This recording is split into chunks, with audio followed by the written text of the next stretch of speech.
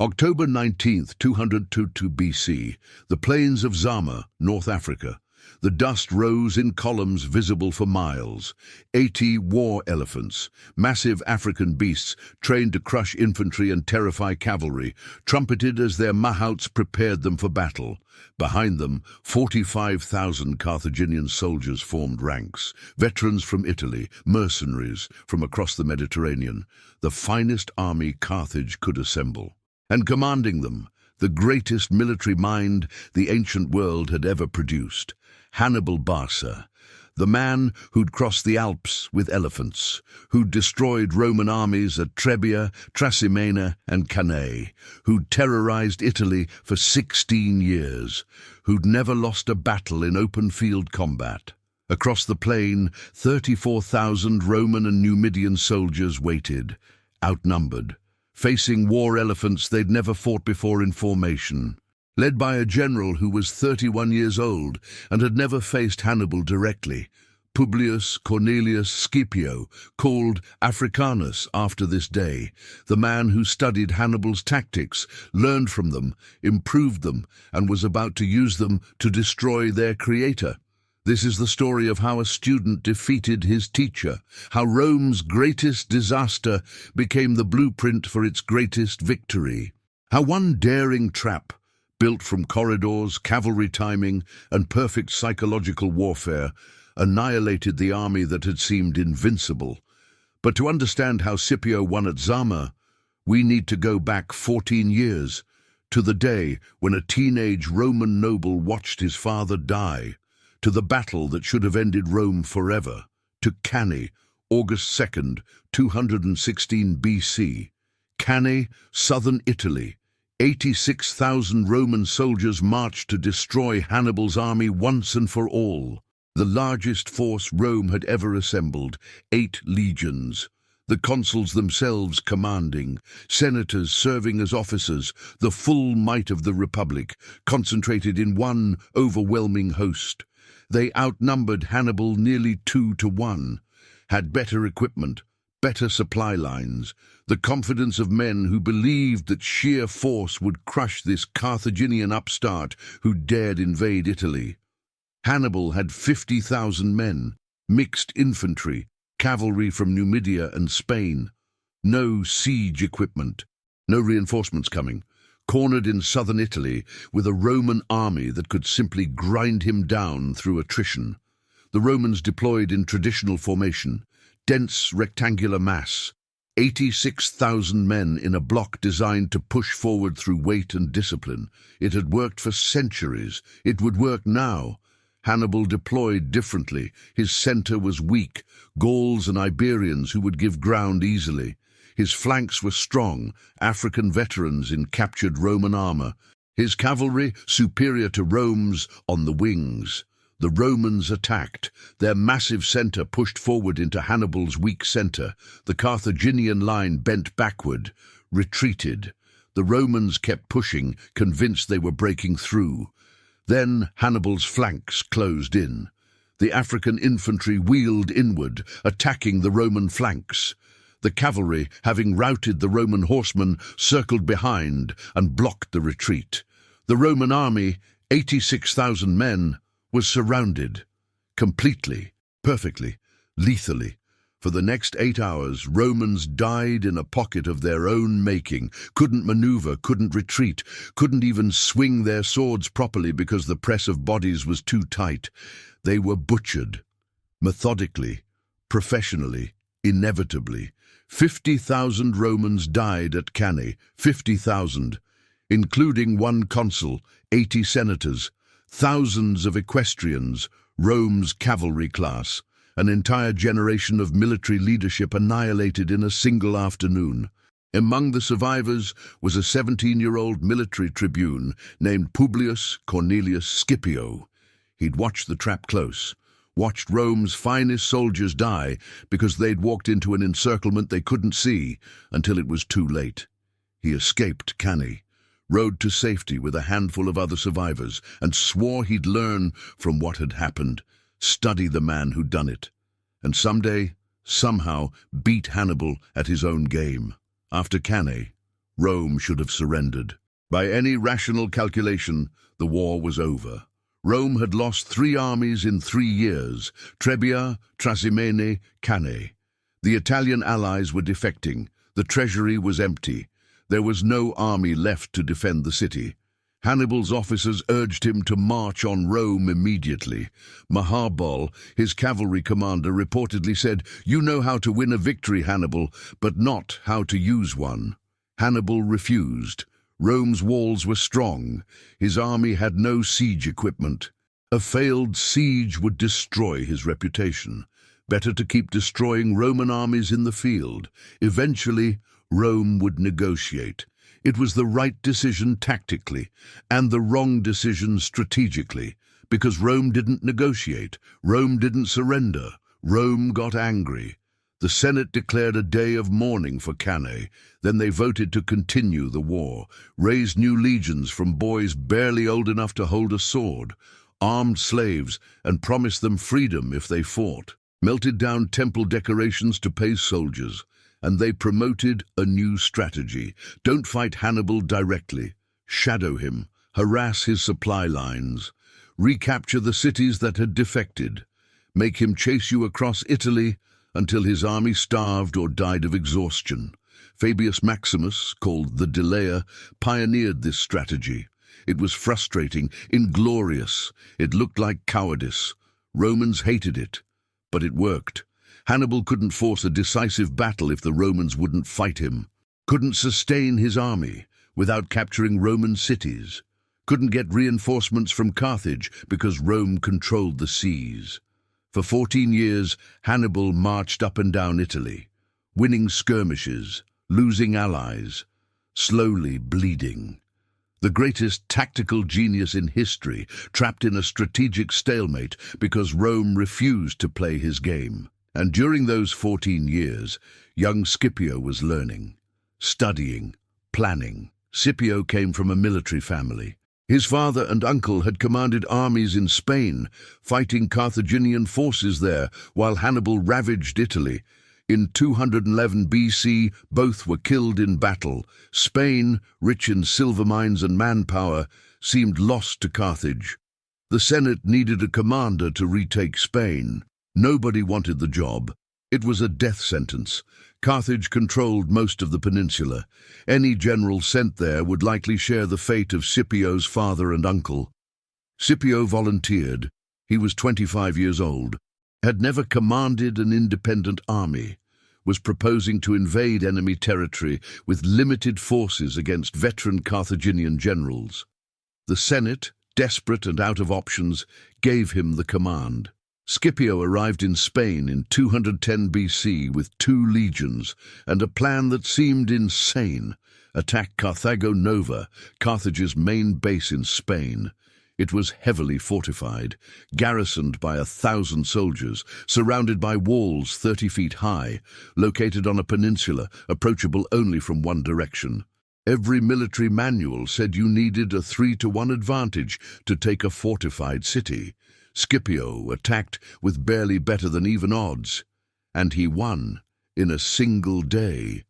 How? He studied the terrain, learned from locals that during low tide, a lagoon on the city's north side became shallow enough to wade across.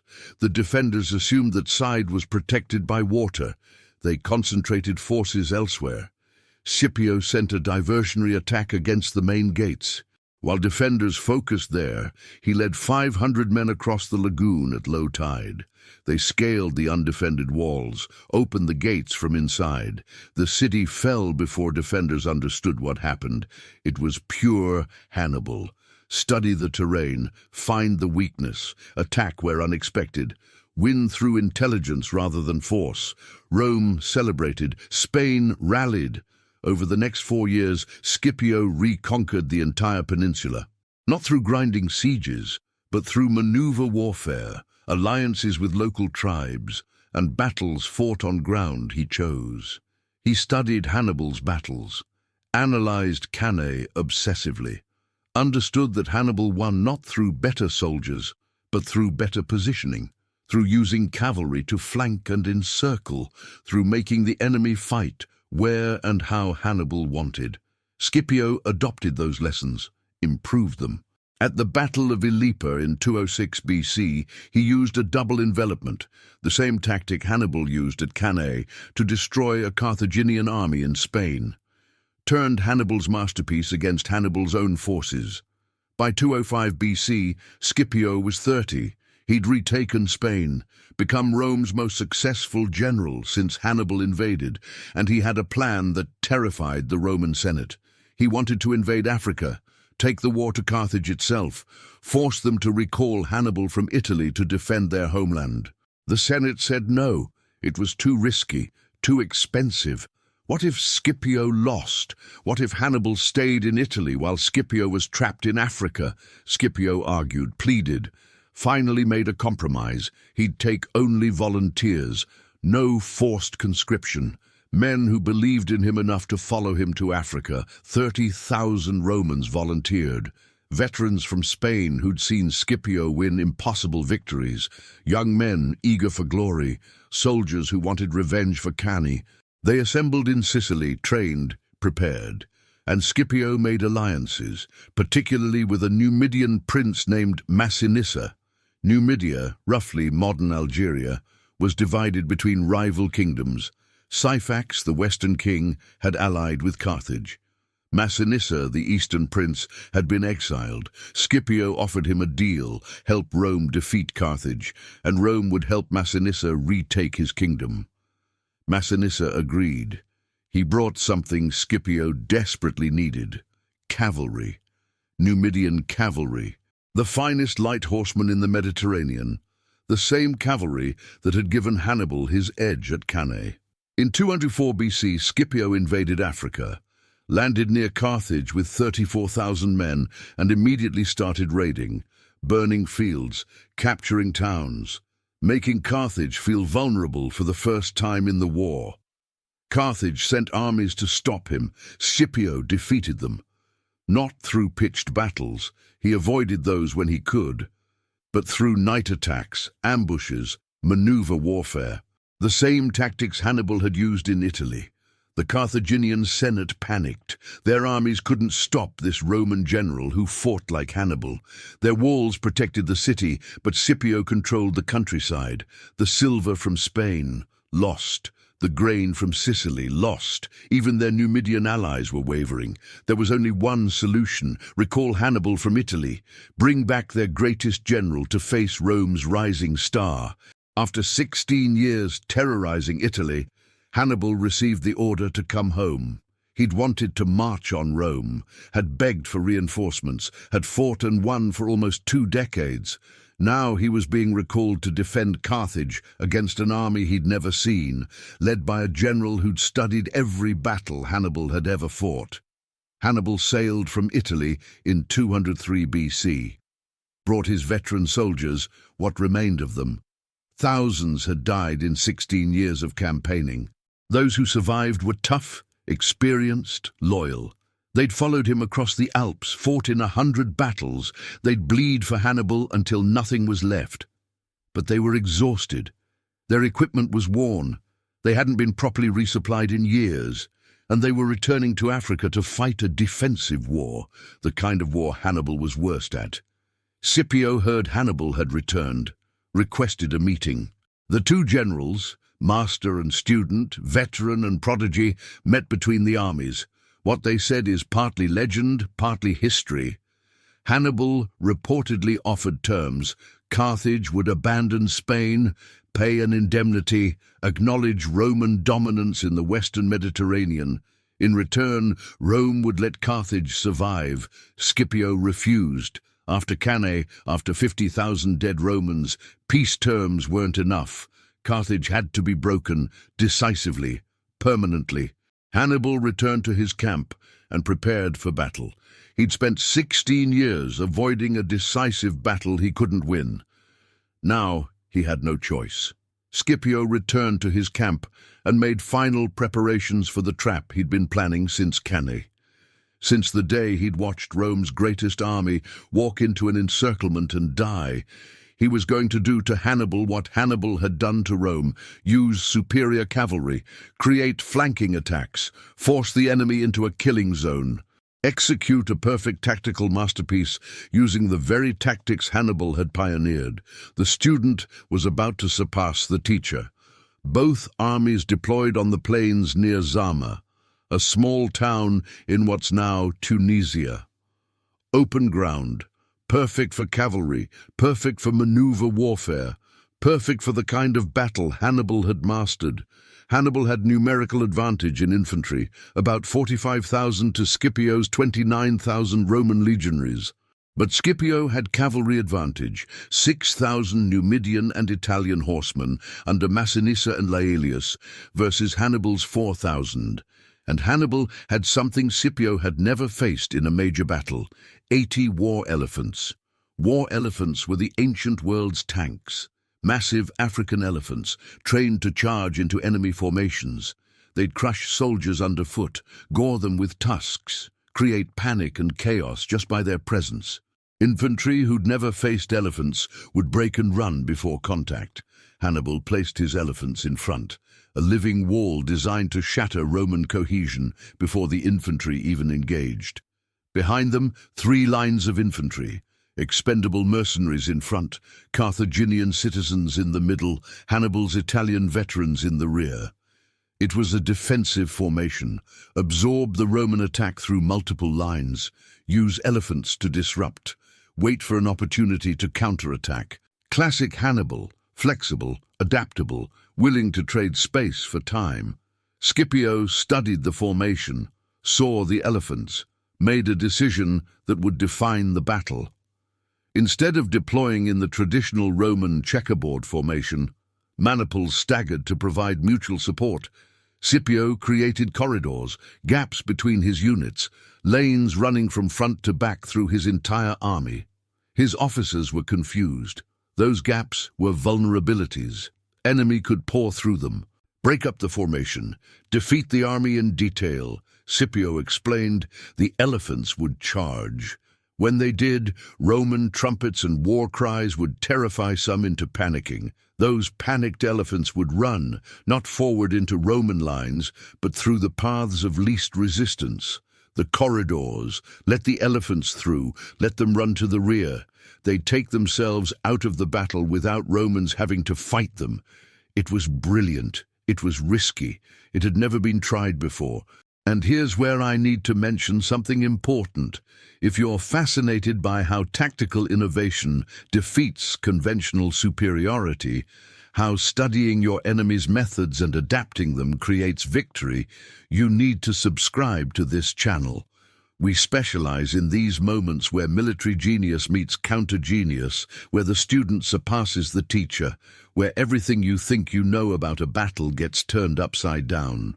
Hit that subscribe button, because what happens next at Zama is going to show you exactly how Scipio turned Hannibal's own tactics against him in the most devastating way possible.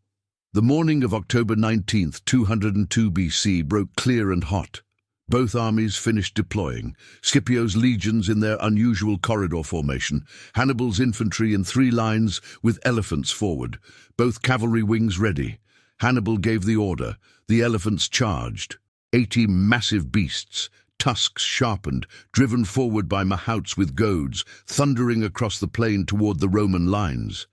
The ground shook. The noise was overwhelming. It should have been unstoppable.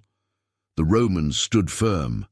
Trumpets blared, soldiers beat their shields, created an unholy cacophony designed to terrify the elephants more than the elephants terrified them. Some elephants panicked immediately, turned and ran back into Carthaginian cavalry, created chaos in Hannibal's own lines. Others charged forward, straight into the corridors Scipio had created, ran between Roman units, emerged behind the lines, confused and isolated, where Roman reserves could deal with them. A few elephants hit Roman units head-on, did damage, crushed soldiers, but Roman light troops, velites armed with javelins, targeted the mahouts. Without riders to control them, elephants became unmanageable, wandered off the battlefield, or were killed. Within 20 minutes, Hannibal's elephant advantage was neutralized. Worse, the panicked elephants disrupted his own cavalry, created gaps in his formation, gave Scipio's cavalry exactly the opportunity they needed. Massinissa and Laelius, commanding Roman and Numidian cavalry, charged into the chaos. Hannibal's cavalry, already disrupted by rampaging elephants, couldn't form proper resistance. They broke, fled the field. The entire Carthaginian cavalry wing routed before the infantry had even engaged. Now Scipio had the cavalry advantage, total cavalry advantage. And cavalry was how Hannibal had won at Cannae, how he'd encircled Rome's legions, how he'd turned numerical inferiority into tactical superiority. Scipio had studied Cannae for 14 years. Now he was going to use Hannibal's own masterpiece against him. October 19th, 202 BC, plains of Zama, 10:30 a.m. The elephants were gone. Hannibal's cavalry was fleeing. And now, across a half-mile of North African plain, covered in dust and blood, 40,000 Carthaginian infantry faced 29,000 Roman legionaries in the fight that would decide the Second Punic War. Scipio had won the opening moves, neutralized the elephants, driven off the enemy cavalry, but the battle wasn't over. Hannibal still had superior infantry numbers, still had his veterans, the men who'd marched over the Alps, who'd fought at Trebia and Cannae, who'd survived 16 years of campaigning in Italy. And Hannibal, despite losing his cavalry, hadn't panicked, hadn't retreated. He stood with his third line, his Italian veterans, and watched his expendable first two lines prepare to absorb the Roman assault. He was still in the game, still dangerous, still the greatest tactical mind Rome had ever faced. Scipio knew it. He'd studied every battle Hannibal had fought, knew that Hannibal's genius wasn't just tactics, it was adaptation, the ability to turn setbacks into opportunities, to find advantages in chaos. But Scipio had studied something else too. He'd studied Cannae, knew exactly how Hannibal had encircled 86,000 Romans with an inferior force. And now, with his cavalry chasing the Carthaginians off the field, Scipio was about to execute the same maneuver. Turn Hannibal's masterpiece against its creator. Use the teacher's lesson to destroy the teacher. The infantry lines closed. Roman legionaries in their three-line formation, hastati in front, principes in second line, triarii veterans in reserve. Against them, Hannibal's first line, 12,000 mercenaries, Gauls, Ligurians, Balearic slingers, men fighting for pay, not patriotism. They were expendable. Hannibal knew it. They knew it. Their job wasn't to win. It was to bleed the Romans. Tire them, break their momentum, die slowly enough that the Romans would be exhausted when they hit Hannibal's real army, the veterans in the third line. The mercenaries charged, screaming, desperate. Some fought with skill, most just fought. They crashed into the Roman hastati, young legionaries, 18 to 25 years old, Rome's shock troops. The fighting was vicious, hand to hand, gladius versus spear, shield versus shield. Men died standing up because there was nowhere to fall. The line swayed, held, swayed again. For 30 minutes the mercenaries fought, killed hundreds of Romans, lost thousands, finally broke, started retreating toward Hannibal's second line, the Carthaginian citizen infantry, and Hannibal did something that shocked everyone watching. He refused to let them through. His second line, Carthaginian citizens, men fighting for their homeland, lowered spears and blocked the retreat. The mercenaries, trapped between advancing Romans and their own countrymen, were butchered, cut down from both sides, died cursing Hannibal's name. It was brutal, calculating, perfectly logical. The mercenaries were already broken. Letting them through would disrupt the second line's formation. Better to sacrifice them and keep the second line intact. Hannibal sacrificed 12,000 men to buy time and maintain formation. It was the decision of a man who'd learned that sentimentality loses battles. The Romans pushed through the dying mercenaries and hit Hannibal's second line, fresh troops, citizens fighting for Carthage. Better equipped, better motivated, they held. For an hour the centre ground into stalemate, Roman hastati exhausted from the first fight. Carthaginian citizens giving ground slowly, neither side breaking, neither side advancing significantly. Scipio pulled the hastati back, brought up his principes, older, more experienced legionaries, fresh troops to replace the exhausted front line. It was Roman doctrine. When the young troops tire, bring up the veterans, maintain pressure, grind the enemy down. The principes charged, hit the Carthaginian second line with fresh momentum, pushed them back. The Carthaginian citizens fought well, died well, but they were being overwhelmed. They broke, started retreating toward Hannibal's third line. The veterans, the men who'd fought in Italy, Hannibal's corps, and again Hannibal refused to let them through. His veterans, 15,000 men who'd followed him for 16 years, stood in formation and blocked the retreat. The Carthaginian citizens, desperate, tried to push through. The veterans held firm. Thousands of Carthaginians died between the Roman advance and their own army's refusal to accept them. Hannibal had now sacrificed both his first and second lines, 27,000 men, to protect his 15,000 veterans and buy them time to rest while the Romans fought through the dying. It was the most cold-blooded tactical decision in the battle, and it was perfectly sound. Hannibal's veterans were his only chance.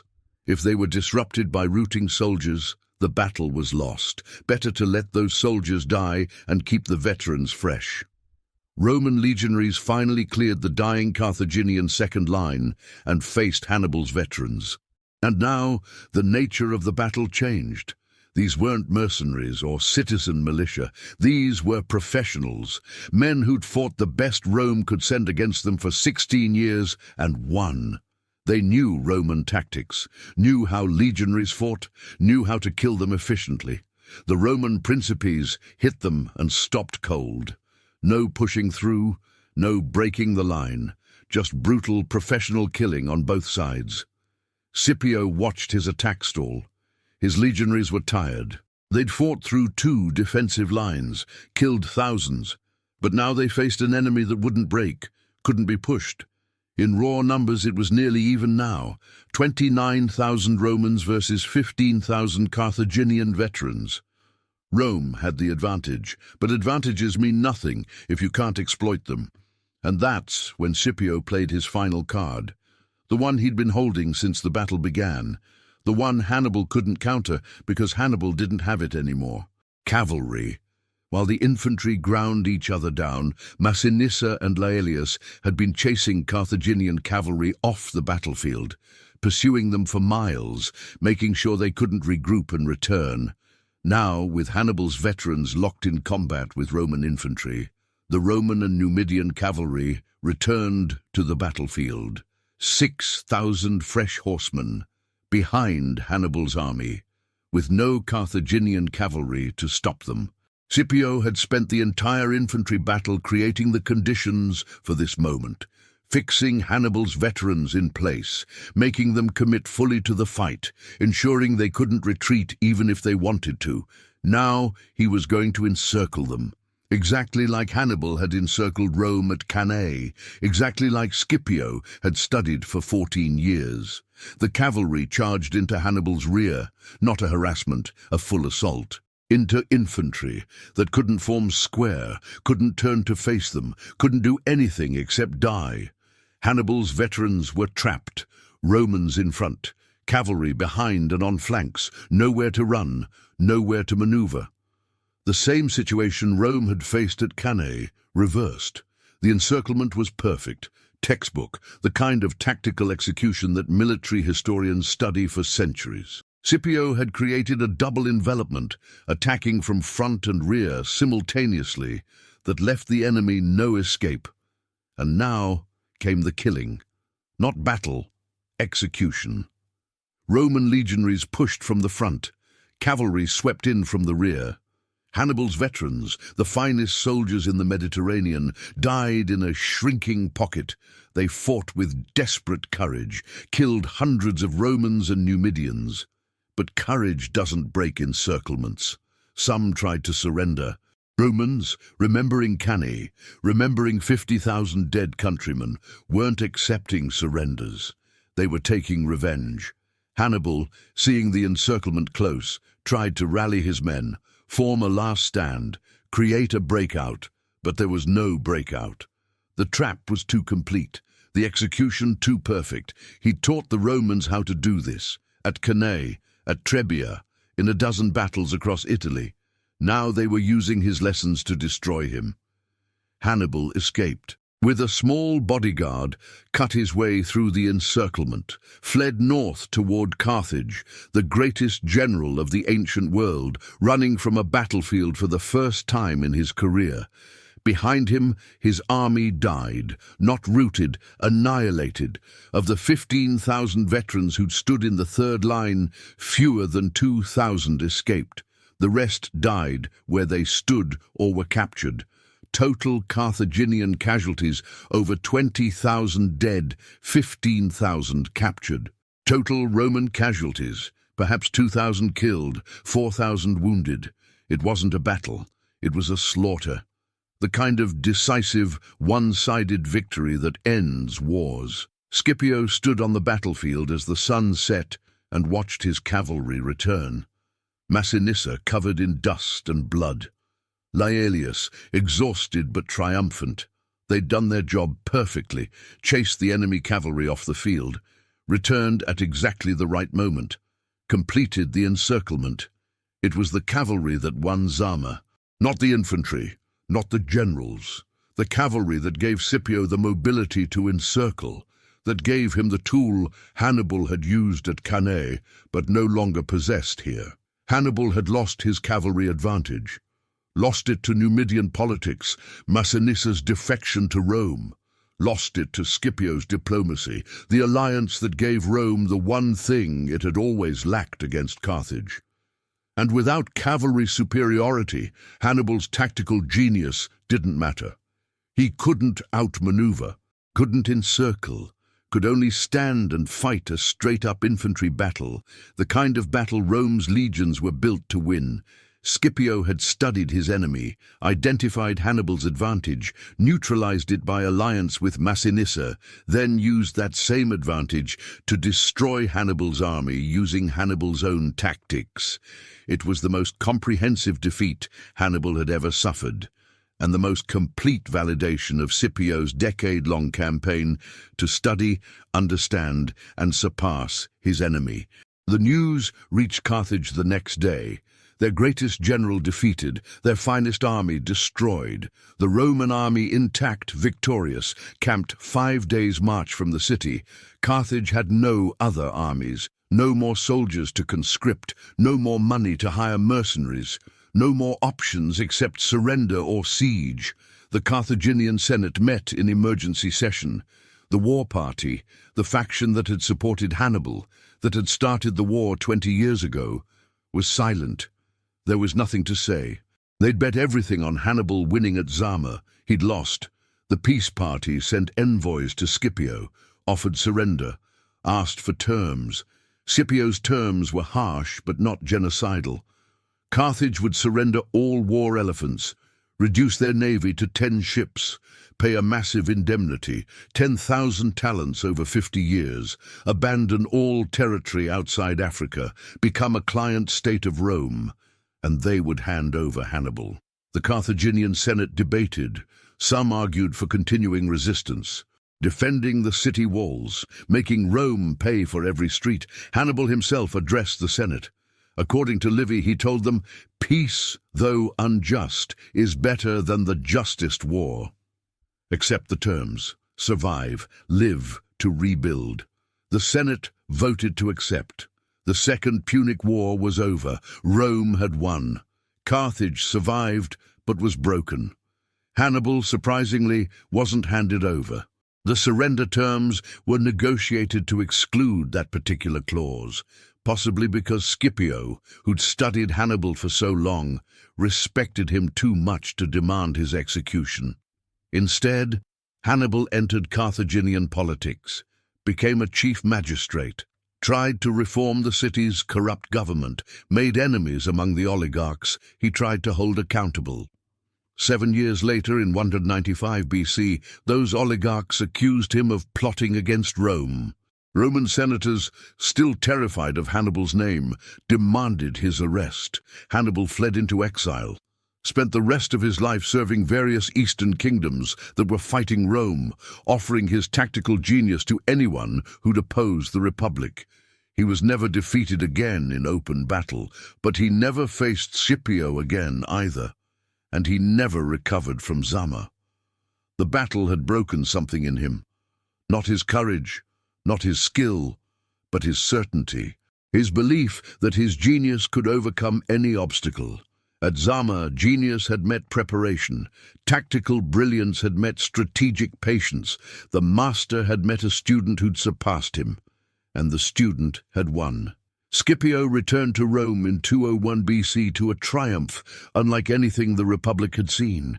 He'd done what no Roman general had accomplished, defeated Hannibal, ended the war, made Rome safe. The Senate granted him the cognomen Africanus, the African, the first time a Roman general received a geographical surname for his victories. He was 33 years old, a celebrity, a hero, the savior of Rome. He could have become dictator, could have used his popularity and his army to seize power. Many expected him to. Rome's republican system was fragile. A successful general with loyal troops was dangerous. Scipio refused. He'd fought to save the Republic, not rule it. He disbanded his army, entered politics as a civilian, served Rome without seeking dictatorship. It made him unique in Roman history. A general who won total victory and chose not to use it for personal power. In a generation, men like Sulla and Caesar would make very different choices, but Scipio's restraint came at a cost. His political enemies, jealous of his fame, suspicious of his power, attacked him, accused him of corruption, of taking bribes from Eastern kings, of embezzling war funds. The charges were probably false, but they stuck. Scipio, disgusted by the ingratitude, retired from public life, went to his estate at Liternum and lived quietly, bitter, disappointed, the man who'd saved Rome, exiled by Rome's politics. He died in 183 BC, aged 53, the same year Hannibal died. Both men, master and student, enemy and counterpart, dying in exile. Both victims of the peace they'd created. Scipio's tomb bore an inscription he'd written himself, Ingrata patria, ne ossa quidem mea habes. Ungrateful homeland, you don't even have my bones. It was a bitter epitaph for the man who'd done more than anyone to make Rome a Mediterranean superpower. But here's what's interesting about Zama. It wasn't won by superior force. Rome didn't outnumber Carthage, didn't have better equipment, didn't even have better soldiers. Hannibal's veterans were the finest infantry in the world. Rome won because Scipio understood that studying your enemy's methods is the first step to defeating them. That tactical genius can be learned, analyzed, countered, that even the greatest commander has weaknesses. Hannibal's weakness was reliance on cavalry superiority. For his entire career, better cavalry had given him mobility and encirclement capability that let him defeat larger armies. At Cannae, at Trebia, in dozens of smaller engagements. Scipio identified that weakness, spent years cultivating an alliance with Massinissa to gain cavalry parity, then used that cavalry exactly the way Hannibal would have, to encircle and annihilate. The irony is perfect. Hannibal was defeated by a Roman general fighting like Hannibal, using Hannibal's tactics, executing a Cannae-style encirclement against the man who'd invented it. The student hadn't just learned from the teacher, he'd surpassed him, taken the lessons and improved them, understood not just the tactics but the principles behind them. That's what made Zama different from Rome's other victories. It wasn't luck wasn't superior numbers, wasn't even necessarily better soldiers. It was better preparation, better intelligence, better understanding of what the enemy would do and how to counter it. Scipio had 14 years to prepare for Zama. 14 years from watching Cannae as a teenager to facing Hannibal as a general. He used every one of those years to study, to learn, to build the alliances and skills he'd need. When the moment came, he was ready. Not because he was a genius, though he was brilliant, but because he'd done the work, studied the terrain, cultivated the allies, developed the tactics, created the conditions for victory long before the battle was fought. That's the real lesson of Zama. Victory goes not to the most brilliant, but to the most prepared. Not to the genius who improvises, but to the professional who plans. Hannibal was the greatest tactical genius of the ancient world, but at Zama, genius wasn't enough. Because across the battlefield stood a man who'd made defeating Hannibal his life's work, who'd studied every battle, who'd learned every trick, who'd spent 14 years preparing for this exact fight, and when genius met preparation, preparation won. The war elephants, terrifying but predictable, were neutralized by corridors and noise. The superior Carthaginian numbers, meaningless once their cavalry was gone, the veteran Italian soldiers, destroyed by the same encirclement tactics they'd once used. Every advantage Hannibal had was either negated or turned against him. Not through luck, through planning, through understanding the enemy so completely that you know how to counter them before they even act. That was Scipio's genius. Not tactical brilliance, though he had that, but strategic patience. The discipline to spend 14 years preparing for one battle. The wisdom to know that defeating Hannibal required becoming better than Hannibal at Hannibal's own game. After Zama, Roman military doctrine changed. Before, Rome had relied on weight and discipline, superior numbers and stubborn infantry, the legions as an unstoppable hammer. After Zama, Rome added maneuver warfare, cavalry tactics, the flexibility that Scipio had demonstrated. They studied Hannibal's battles, not to fear them, but to learn from them. Made Cannae required reading for military officers. Rome became a learning organization, an army that studied defeats and incorporated enemy tactics, that valued adaptation over tradition, and it worked. For the next 4 centuries, Rome conquered the Mediterranean, not because Romans were better warriors, but because Rome was better at learning from enemies and adapting. Zama was the proof of concept, the battle that showed tactical innovation beats tactical tradition, that studying your enemy is as important as training your soldiers, that preparation, given enough time, can overcome any advantage. Hannibal never forgot Zama.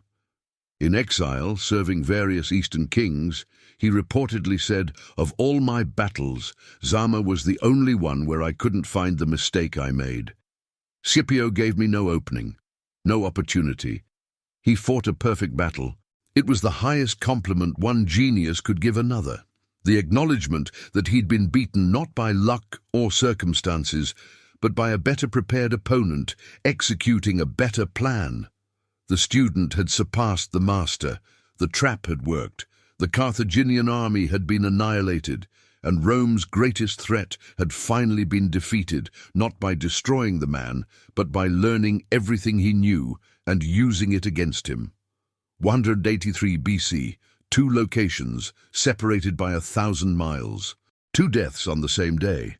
In Bithynia, a small kingdom on the edge of the Black Sea, Hannibal Barca swallowed poison. Roman agents were closing in. His hosts, pressured by Rome, were about to hand him over. At 64 years old, having spent his entire adult life fighting Rome, he chose death over capture. His last words, according to Livy, "Let us relieve the Romans from the anxiety they have so long experienced, since they think it tries their patience too much to wait for an old man's death." Even in death, spite, even defeated, unbowed. That same day, In Liternum on the Italian coast, Publius Cornelius Scipio Africanus died at his country estate. He was 53, exiled from Rome by political enemies, bitter about the ingratitude of the city he'd saved. His tomb would bear an inscription cursing the homeland he'd bled for. Two men, master and student, enemy and counterpart, born in the same year, died on the same day, both in exile, both victims of the world they'd shaped through their genius, and both leaving behind a legacy that would echo through 2,000 years of military history. This is the story of what Zama meant, not just for Rome and Carthage, but for how civilizations think about war, learning, and the relationship between genius and preparation. After Zama, Carthage was finished as a military power. The peace terms stripped them of everything that made them dangerous. No navy beyond 10 ships, barely enough for coastal defense, no war elephants, no foreign territory. A massive indemnity that drained their economy for 50 years. But Carthage survived, rebuilt, became wealthy again through trade. By the 150s BC, 50 years after Zama, Carthage was prosperous, not militarily powerful, but economically successful. A merchant republic that posed no military threat to anyone. Rome didn't care. Or rather, one Roman didn't care. And that one Roman had enough influence to doom an entire civilization. Marcus Porcius Cato, Cato the Elder, visited Carthage on a diplomatic mission in 153 BC. He saw the prosperity, the wealth, the recovery, and it terrified him. Carthage had been broken militarily, but it was healing economically. In another generation, maybe two, it might pose a threat again, might rebuild an army, might seek revenge for Zama. Cato returned to Rome and began every speech he gave on any topic with the same phrase, Carthago delenda est, Carthage must be destroyed. He'd speak about agricultural policy, and furthermore, Carthage must be destroyed, about water management, and furthermore, Carthage must be destroyed, and about domestic politics, and furthermore, Carthage must be destroyed. It became a running joke in the Senate. Cato's obsession, his paranoia. Except it wasn't paranoia, it was strategy. Repetition creates reality. Keep saying something enough times, and people start believing it's necessary. In 149 BC, 53 years after Zama, Rome declared the Third Punic War. Not because Carthage attacked, not because Carthage threatened anyone, but because Rome had decided that Carthage's mere existence was unacceptable. The pretext was technical. Carthage had defended itself against a Numidian incursion without Roman permission, a violation of the Zama Treaty. Rome demanded impossible reparations. Hand over all weapons, then evacuate the city and rebuild 10 miles inland, away from the sea. Carthage, understanding this, meant economic death. Refused. The Third Punic War began. It wasn't a war, it was an execution. Carthage had no army, no allies, no chance. For 3 years they defended their city with desperate courage, armed slaves, melted down temple decorations for weapons, women cut their hair to make bowstrings. In 146 BC, Roman forces under Scipio Aemilianus, adopted grandson of Scipio Africanus, breached the walls. The fighting lasted 6 days, house to house, street to street, Romans burning everything as they advanced. 50,000 Carthaginians died defending the city. 50,000 more were sold into slavery. The city was razed. Buildings demolished. According to legend, probably false but symbolically true, Romans plowed the ground with salt so nothing would grow there again. Carthage ceased to exist, not as a defeated nation, as an extinguished civilization. The language survived in scattered communities for a few centuries, then vanished. The culture, gone. The people, scattered, enslaved, or dead. Rome had solved the Carthage problem permanently.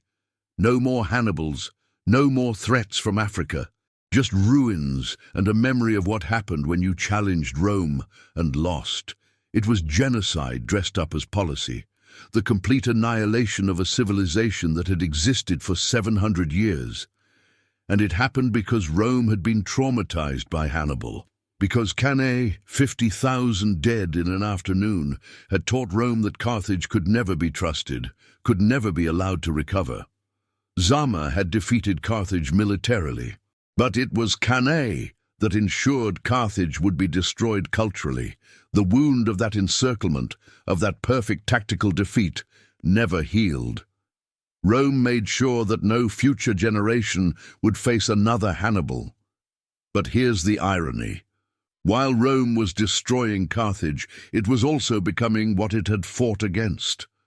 The republic that Scipio had defended was dying, being replaced by something else. The Second Punic War had changed Rome fundamentally. Before Hannibal, Rome was a regional power, a confederation of Italian cities with an effective army. After Hannibal, Rome was a Mediterranean empire with overseas territories, enormous wealth, and generals who commanded armies for years away from senatorial oversight. Scipio himself had shown the model, a general who operated independently, who made alliances and strategic decisions without consulting Rome, who became so popular with his troops that the Senate feared him more than they trusted him. That model would be repeatedly. Within a century of Zama, generals like Marius, Sulla, Pompey, and Caesar would have more power than the Senate, would use their armies to seize political control, would turn the Republic into a military dictatorship. The Punic Wars created the Roman Empire, not just territorially, structurally. The Republic system couldn't handle long-term military commands and distant territories, so it evolved into something that could: autocracy. Scipio had been the bridge, the first general with the power to overthrow the Republic. The fact that he chose not to made him unique. His successors would make different choices, but let's talk about what Zama actually taught. About military doctrine and the evolution of warfare.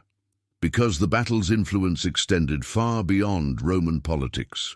Before Zama, military thinking emphasized either numerical superiority or tactical genius, have more soldiers, or have a brilliant commander who could outthink the enemy. Zama demonstrated a third path: systematic learning. Scipio didn't beat Hannibal through superior numbers. He was outnumbered in infantry, didn't beat him through pure tactical genius. Hannibal was arguably the more naturally gifted commander. Scipio beat Hannibal by studying him, by analyzing every battle Hannibal had fought, by identifying the patterns, the advantages, the weaknesses, by spending 14 years preparing specifically to counter Hannibal's methods. It was the first recorded example in Western military history of systematic enemy analysis leading to decisive victory. The idea that you could study your opponent like a science, break down their methods, develop specific counters, execute a plan built on deep understanding rather than improvisation. The concept seems obvious now. Every military in the world has intelligence services, war colleges that study enemy doctrine, officers who spend careers analyzing potential opponents. But in 202 BC, it was revolutionary. Commanders improvised, used traditional tactics, relied on courage and discipline and numbers.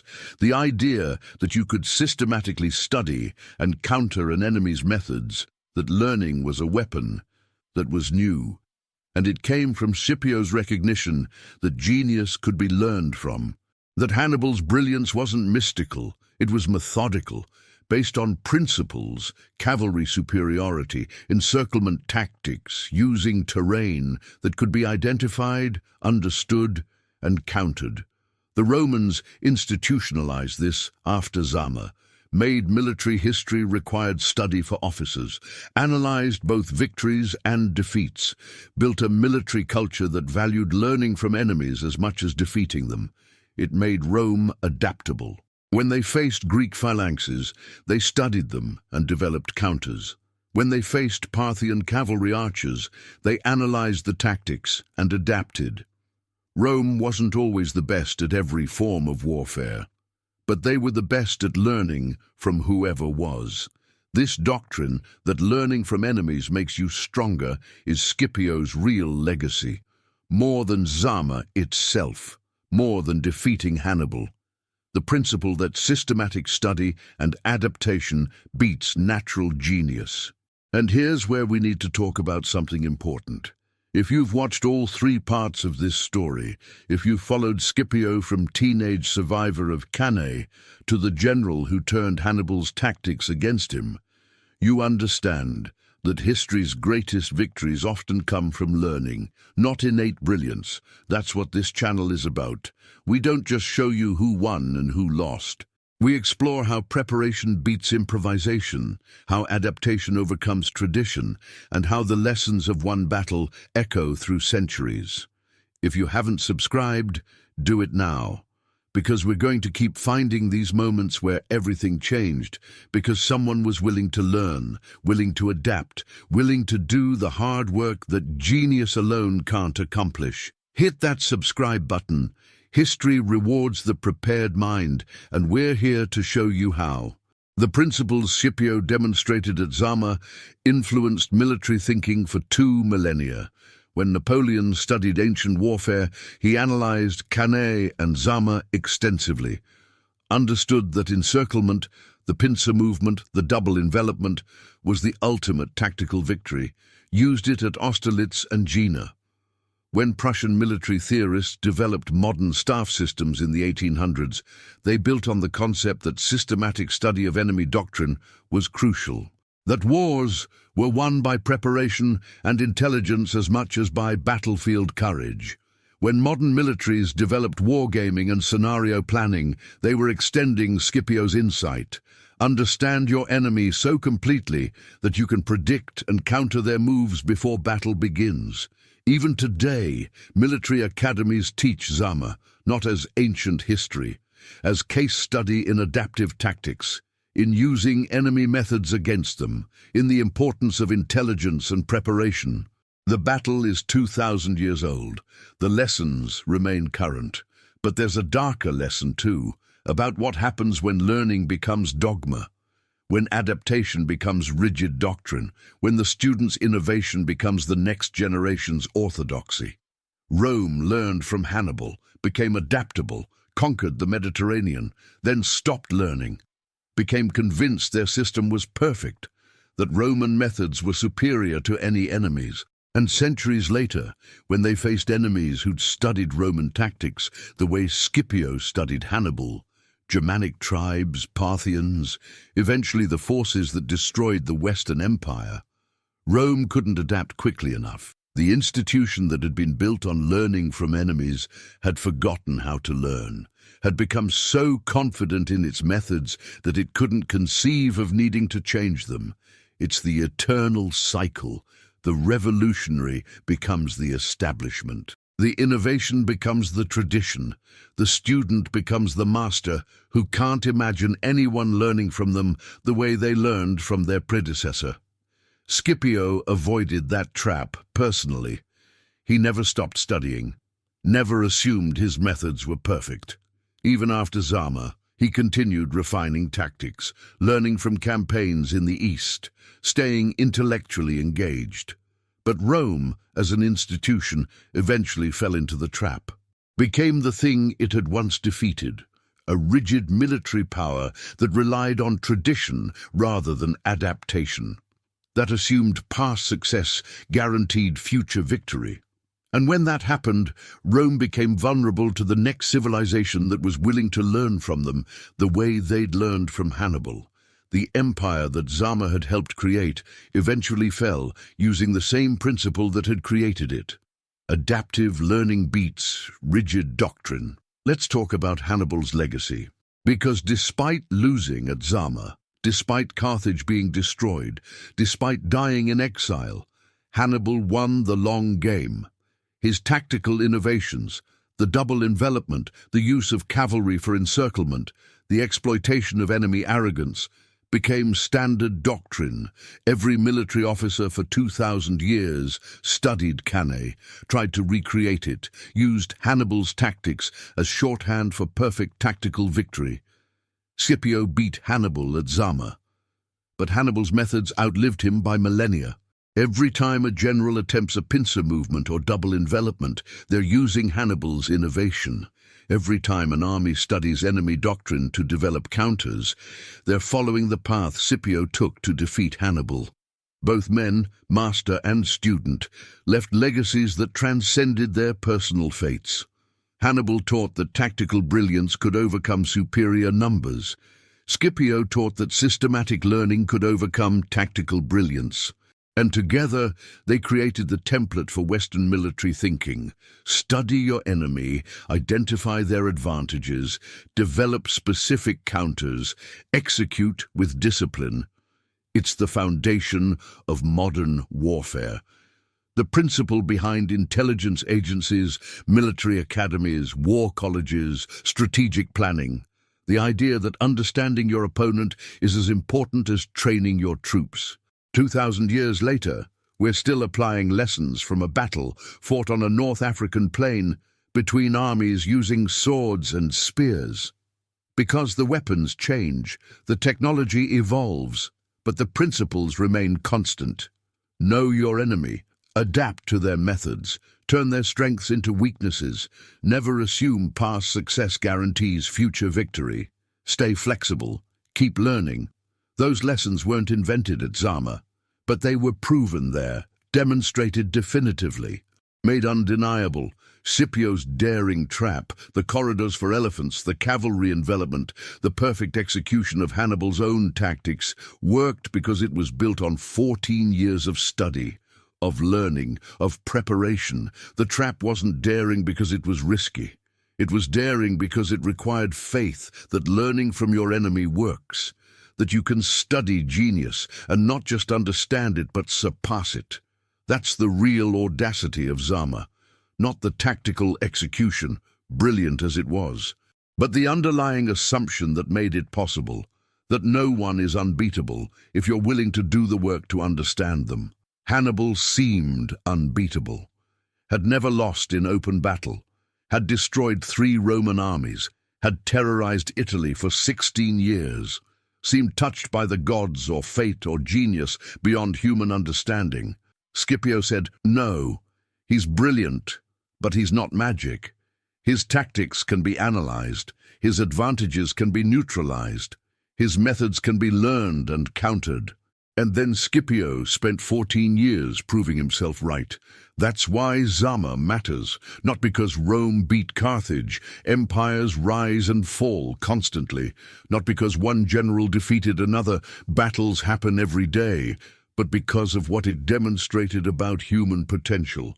That genius can be learned from, that brilliance isn't mystical, that with enough study and preparation you can match and even exceed the greatest practitioners of any craft. Scipio wasn't naturally more talented than Hannibal, wasn't a better tactical mind, wasn't blessed by gods or fate. He was a dedicated student who did his homework, who studied his subject thoroughly, who prepared specifically for the test he knew was coming. And when the test came, he passed it perfectly. That's a more hopeful lesson than genius worship. Because genius is rare, inborn, beyond most people's reach. But dedication, study, preparation, those are choices, available to anyone willing to do the work. Zama says you don't need to be the most talented. You need to be the most prepared. You don't need natural genius. You need systematic learning. You don't need to be unbeatable. You need to understand how to beat the unbeatable. Those lessons extend beyond warfare to any competitive field, business, sports, politics, art. Anywhere humans compete, the principles apply. Study your competition, understand their advantages, identify their patterns, develop specific counters, execute with discipline, stay flexible, keep learning. Scipio didn't invent those principles, but he demonstrated them so perfectly that military historians still study Zama as the definitive example of preparation beating genius. The Roman general's daring trap annihilated the Carthaginian army, but the real victory was proving that systematic learning defeats natural brilliance, that the student can surpass the teacher, that 14 years of study can overcome a lifetime of genius. Hannibal and Scipio both died in 183 BC, both in exile, both bitter about how their nations had treated them, but their legacies lived on. Hannibal as the tactical genius whose innovations defined warfare for millennia.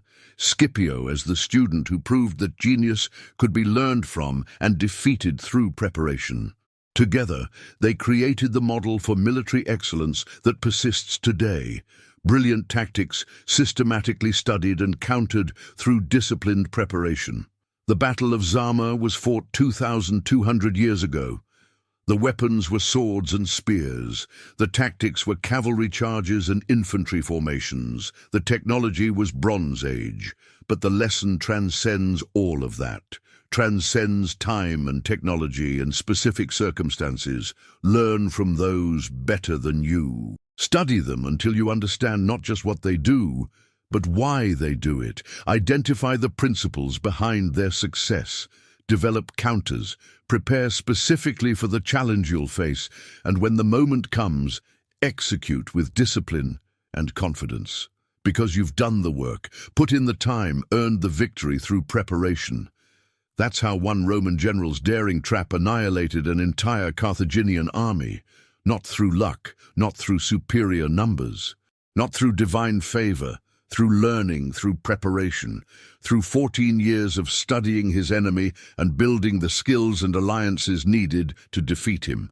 Scipio beat Hannibal because he was willing to learn from Hannibal, to study Cannae until he understood it completely, to identify what gave Hannibal his edge, cavalry superiority, and systematically eliminate it through alliance with Massinissa. The trap at Zama, corridors for elephants, cavalry encirclement, perfect timing, looked daring, looked innovative, looked like genius. It was actually homework. 14 years of homework, applied with perfect execution. And that's the real lesson of Zama, the one that echoes through 2 millennia, the one that applies to anyone in any field facing a challenge that seems insurmountable. Do your homework, study the problem, learn from those who've succeeded. Identify what makes them successful. Develop specific counters, prepare thoroughly, execute with discipline. Genius is rare. Preparation is available to everyone. Scipio chose preparation, and when he faced genius, preparation won. End of part 3. The Plains of Zama. 2 armies, master and student, genius and preparation. The battle was decided before it began, in 14 years of study, in alliances carefully cultivated, in tactics systematically learned and improved. When the armies met, the outcome was inevitable, not because Scipio was more talented, because he was better prepared. Hannibal taught the world how to win through tactical brilliance. Scipio taught the world how to beat tactical brilliance through systematic learning. Both lessons remain true. Both men remain influential. Both legacies endure. But if you had to choose between genius and preparation, Zama provides the answer. Preparation wins. Because genius is what you're born with. Preparation is what you choose. And when they meet on a battlefield, or in any competitive arena, the one who chose to prepare beats the one who relied on gift. 2,000 years later, we're still learning that lesson, still studying Zama, still marveling at how one Roman general's daring trap, built on patient study, careful preparation, and disciplined execution, annihilated an entire Carthaginian army led by the greatest tactical genius the ancient world had produced. The student surpassed the teacher, not through greater talent, through greater preparation. That's the trap, that's the lesson, that's the legacy, and it remains as relevant today as it was on October 19th, 202 BC, when Scipio Africanus proved that learning from your enemy is the ultimate weapon.